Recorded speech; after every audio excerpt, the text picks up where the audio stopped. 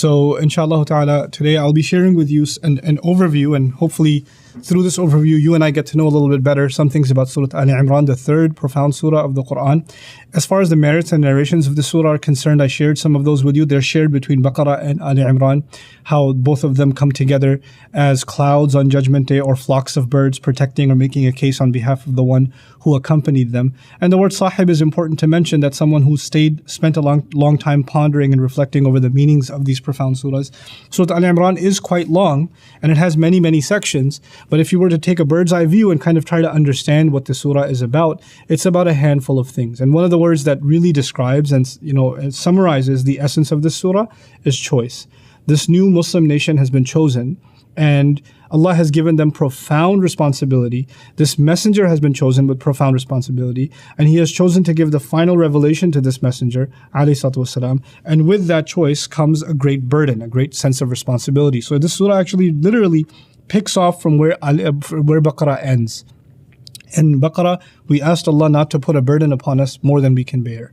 Now that we are a newly formed nation, ummatan wasata in Surah Al-Baqarah. In Ali Imran, that idea of choice is taken further.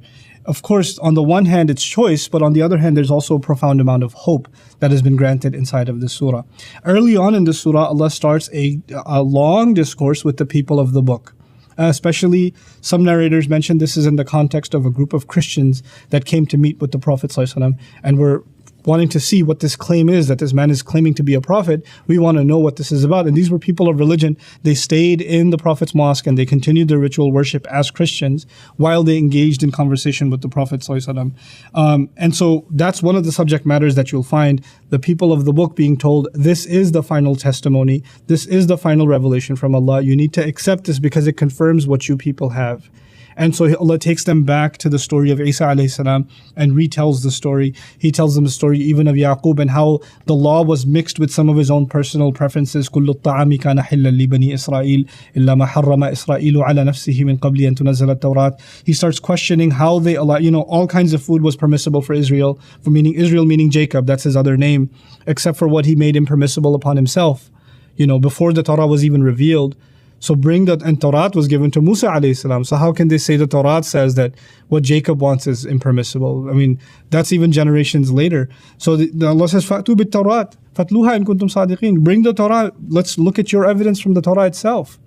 So Allah is actually questioning the way in which they engage with their own revelation. Because if their approach to their own revelation would have been correct and properly laid out, they would have arrived at the conclusion that the Quran is in fact the final revelation. So instead of criticizing or saying, leave your revelation, come to the Quran, Allah is saying, actually engage your own revelation as you should, and you will arrive at this conclusion. That's how they're told to come to this now final choice of Allah, inna dina indallahi al-Islam.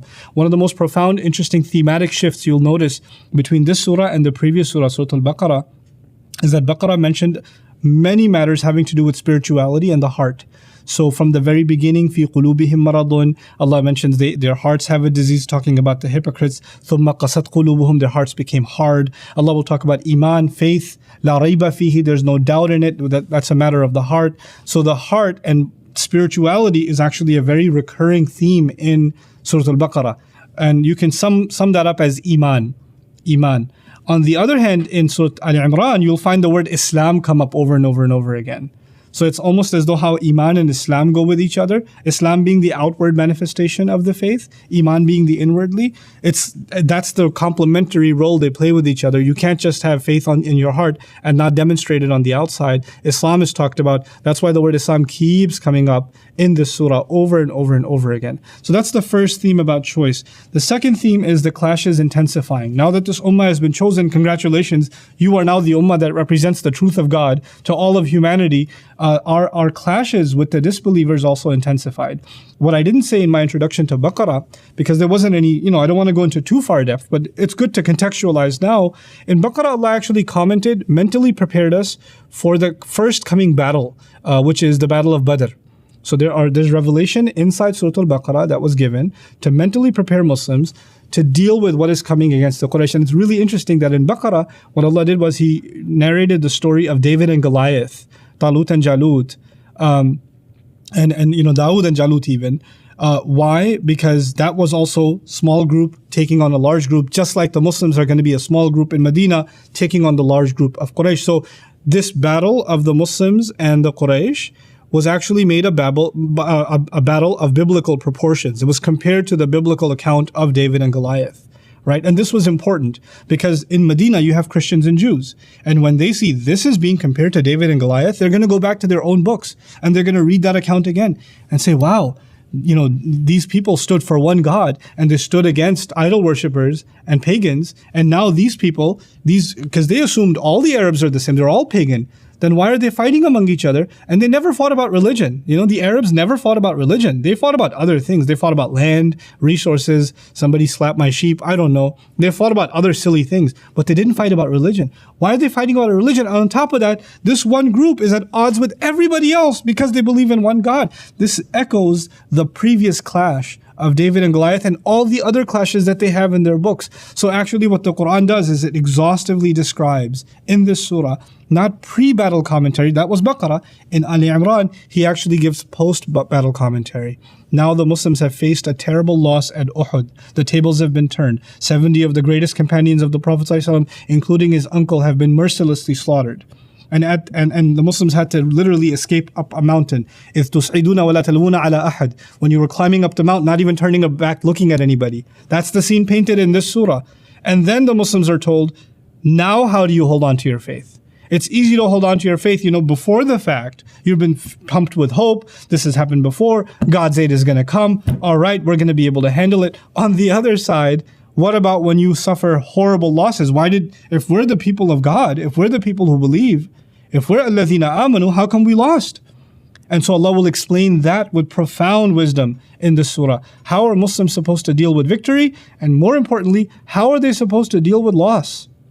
How are they supposed to deal with loss? An exhaustive commentary. And that also, it resonates with the people of the book that these people don't lose faith.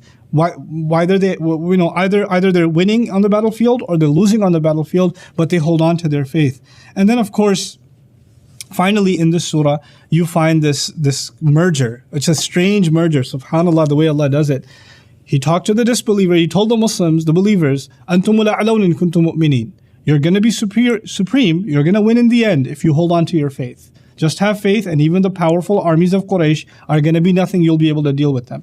On the other hand, there was this ideological conversation with the Jewish and Christian communities, predominantly the Christian group that came to meet with the Prophet ﷺ, and that's more an ideological clash, not a physical clash. But by the end, the groups among these that are stubborn in their ways are merged together, and they're just called alladhina kafaru, those who have disbelieved. In other words, the Qur'an's depiction of those who've truly disbelieved is a depiction of people who, after knowing the truth inside and out, reject it. And Allah does not want to make sweeping comments about all the people of the book. So what does He do in this surah? وَإِنَّ مِنْ أَهْلِ الْكِتَابِ مَنْ إِن تَأْمَنْهُ بِدِينَارٍ لَا يُؤَدِّهِ إِلَيْكَ. There's among the people of the book, there's one, even if you give them a single buck, they won't give it back to you. But others, بِقِنْطَارٍ يُؤَدِّهِ إِلَيْكَ. You give them a pile of wealth, they'll give it back to you. They're trustworthy. And Allah will give good qualities of some of the people of the book who pray, who have taqwa, who compete in يُسَارِعُونَ فِي الْخَيْرَاتِ وَأُولَٰئِكَ مِنَ الصَّالِحِينَ وَمَا يَفْعَلُوا مِنْ خَيْرٍ فَلَنْ يُكْفَرُوهُ وَاللَّهُ عَلِيمٌ بِالْمُتَّقِينَ. Amazing words, They're from among good people, and whatever they do won't be taken away from them. Like the Prophet said, خَيْرُكُمْ فِي الْجَاهِلِيَّةِ خَيْرُكُمْ فِي الْإِسْلَامِ. The best of you in the days of ignorance are the best of you in Islam. Allah doesn't dismiss their good deeds in the surah, so He doesn't let us make sweeping comments. And as you conclude, when you get to the end of this amazing surah, what a journey this surah is really. Like, when Muslims are in tough times, this is the surah to recite, I would say. It's the surah to recite.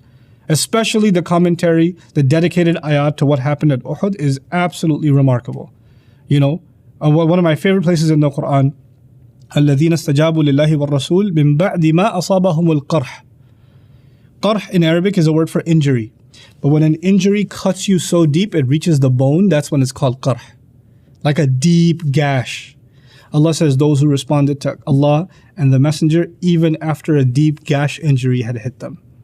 And what does that mean? The Muslims are demoralized. They're like, the Prophet ﷺ had bled already. There was even a rumor that he's been killed. There are several companions that are lying. They're dead on the battlefield. We're running up the mountain, and the Quraysh are talking trash, praising their false gods at the bottom of the hill as they see the Muslims running for their lives. We are completely a mess. We're a wreck. And now the Quraysh have left. And we finally get to breathe, okay, the enemy's gone. And then the rumor comes that they're coming around for round 2. They're figuring, we made a mistake, we let the Muslims breathe, we should kill them off while they stand. And the Prophet ﷺ says, we don't wait for them to come to us, we'll go to them. Imagine, these are all injured companions. They're bleeding and demoralized. And he says, we're going to go meet them. We're not going to wait for them to come to us. And they got up limping anyway. And Allah commented on their courage. Allah commented on their resolve, that they got up no matter what, you know. And so people who could show me that kind of resilience, ajrun azim. And فَانْقَلَبُوا بِنِعْمَةٍ مِّنَ اللَّهِ وَفَضْلٍ لَمْ يَمْسَسْهُمْ سُوءٌ. They came back with the blessing of Allah, no harm touched them. Actually, the Quraysh heard that the Muslims are coming back. They ran off. They ran off. Even though Muslims were in no real position to fight, this was a favor of Allah on them, a test of their faith. So our faith is going to be tested. And that's why this surah also has those ayat where when Muslims are downtrodden, how they have to just really hold on to their faith and understand تِلْكَ الْأَيَّامُ نُدَاوِلُهَا بَيْنَ النَّاسِ. These are days we flip up and down between people. لِيَعْلَمَ اللَّهُ الَّذِينَ آمَنُوا وَيَتَّخِذَ مِنْكُمْ شُهَدَاءَ. So Allah could know who really believes. It's easy to root for the winning team. That's easy. How do you stay, even in sports, you have the guy like, his team is down 40 points in a basketball game. There's 1 minute left. He's still waving the finger like he's a believer. That's faith. That's conviction. And that's the conviction Allah wants from this ummah, that we remain optimistic. And so by the end of the surah, one of the most profound spiritual prayers that are in the entire Quran, it becomes the twin to the prayer at the end of Baqarah. And this was a great incident in the life of the Prophet ﷺ. So beautiful. In the middle of the night, he was sleeping and he asked his wife, our mother, Aisha, permission. If you give permission, my master is calling me. He asked the wife permission before he got out of bed. And he gets out of bed and he starts praying and he starts reciting. And she notices, she's watching him pray. She notices he started crying and his beard got soaked. And he went into ruku' and a puddle started forming because his tears were falling. When he went into sajda, there was the place was literally a puddle where he was making sajda. And he wouldn't get up from sajda. He just stayed in there until it was Fajr time. And the companions were gathered to pray. And the Prophet's not coming out of the apartment, not out of his quarters. And Bilal came to get him. Like, Ya Rasulullah, Fajr time's running out. And then he got up and he said, how can you call me when Allah has given me these ayat? And those ayat belong to Ali Imran, where Allah describes the journey of a person's faith. These are ayahs 190 to 195 towards the end of Ali Imran. So in the beginning, we're told, we're chosen. The people of the book were told, you were chosen, now this is the right choice. And by the end, how does someone arrive at that choice? That's the beauty of the conclusion of the surah, 190 to 195. And then thereafter, now that you have this journey to faith, لا يغرنك تقلب الذين كفروا في البلاد متاع قليل.